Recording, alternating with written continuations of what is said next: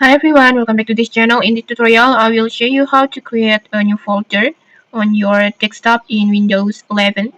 And it's super easy, so let's get started.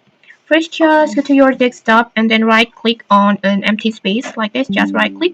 And then next just tap on new and then just simply tap on folder. And then just give your folder name, like for example like this.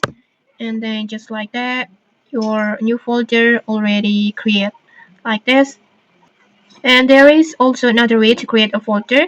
You can just open your file explorer and then just go to desktop, and then in here you can just create new folder.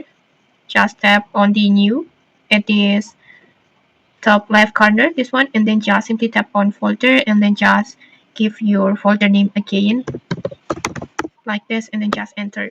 Yeah, this process is basically the same, just choose the method that's more convenient for you. And okay, that's how you can quickly create a new folder on your Windows 11 desktop.